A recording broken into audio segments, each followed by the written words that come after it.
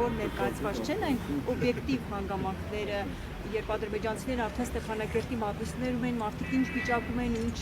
այդ ամեն ինչը եղել է ճնշման տակ։ Այսինքն դուք դրա հետ խնդիր ունեք, որ օբյեկտիվ հանգամանքներն հիշված չեն, թե դուք ինչու ընթերցեցիք այդ հրամանագիրը։ Հարգելի լրագրողներ,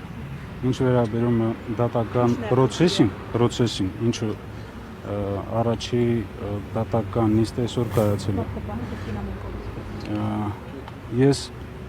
կանրադառնամ ձեր բոլոր հարցերին հաջորդ դատական նիստին, երբ ինձ հնարավորություն կտան, որպես վկա հարցաքննվելու,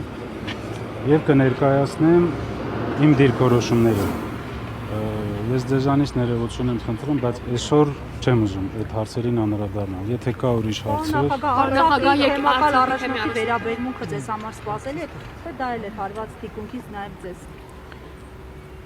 Չեմ ուզում մենք շտապենք տարբեր մեկնաբանություններ անենք այդ process-ի հետ կապված։ Ամենացավալին այն է, որ մենք բոլորս ականատես ենք լինում գործող իշխանության եւ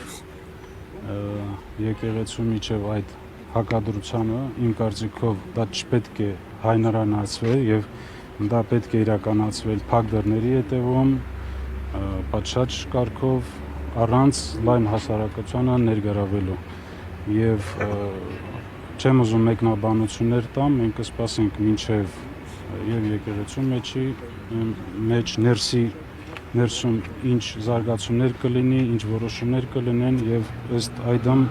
մեր դիրքորոշումը կհայտնվի։ Պարոն Շարամանյան, թեև ովքեր զրուցել եք այդ տեղի ունեցածից հետո կամ առաջ։ Այո, հաջորդ օրը ես իր հետ հանդիպել եմ, այո։ Ինչ եք զրուցել, ինչ եք մեկնաբանել։ Ես ստացել եմ իր հիմնավորումները, ինձ մեկ հարց էր հետաքրքրում հիմնականում, արդյոք այդ հանդիպումը համաձայնեցված էր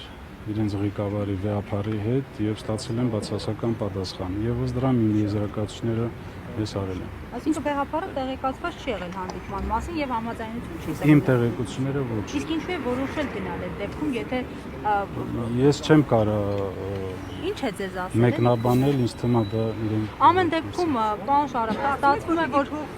ստացվում է, որ վեհապար Հայրապետը, որը Արցախի թեմա ամեն գնով պահեց, սխալվեց, հա, որովհետև իշխանությունները բազմիցս պնդել են տարբեր ներկայացուցիչներ, որ Արցախ գոյություն չունի, այսինքն սխալվել է, որ Սրբազանը շարունակել է թեմակալ առաջնորդ մնալ։ Ես կսպասեմ մինչև համապատասխան որոշում։ Համանյան նաև գործընկերոջը սարքը շարունակելով տեսակետ կա նաև, որ հակաեկեղեցական այդ արշավը սկսեց այն բանից հետո, երբ որ վեհապարը Հռոմի Պապի հետ հանդիպման ժամանակ արցախցիների վերադարձի հարցը բարձրացրեց։ Այդ դեպքում Արցախի թեմի առաջնորդի ես քայլը ինչպես եք որակում դուք։ Ես նույն հարցին ստիպված եմ մի քանի անգամ անդրադառնալ։ Վեհապարի դիրքորոշումը Արցախի հետ կապված, Արցախի հետ տեղի ունեցածի հետ կապված, արցախահայության իրավունքների հետ կապված բոլորիս հայտնի է եւ մենք կիսում ենք այդ դիրքորոշումը։ Ես հնարավորություն եմ ունեցել հանդիպել վեհապարի հետ մի քանի անգամ եւ շնորհակալություն եմ հայտնել իրեն այդ դիրքորոշման համար։ Չեմ ուզում միջամտեմ եկեղեցու ներքին process-ներին եւ շտապողականություն։ Պարոն Շարամանյան անգամ հանդիպել պարոն Շարամանյան վեհապարի հետ։ Կոնկրետ չեմ կարող ասել, բայց բարբերաբար մենք հանդիպում ենք։ Թեև չեք ուզում անդրադառնալ դատական այս գործընթացին, բայց Հայաստանի պատմության դասագրքի հեղինակը ավելի վաղ կարծիք էր հայտնել, որ եթե հրամանագիր չեք ստորագրել, ապա հետո ինչու եք նոր հրամանագիր ստորագրել, որով չեղարկում եք Լեռնային Ղարաբաղի եւ պարոն Շարամանյան, իշխանական ներկայացուցիչները, ՔՊԱ-ական падգամավորները բարբերաբար հարց են բարձրացնում, թե այդ ինչպես ստացվեց, որ դուք կարողացաք անվտանգ ձեր թիկնապահներով շրջապատված դուրս գալ Լեռնային Ղարաբաղից, բայց Արցախի նախկին քաղաքական ղեկավարությունը այդպես էլ չկարողացավ եւ գերեվարվեց։ Հարգելի լրագրող, ինչ վերաբերում է ձեր հարցի առաջին մասին, ես անդրադարձել եմ եւ չեմ ուզում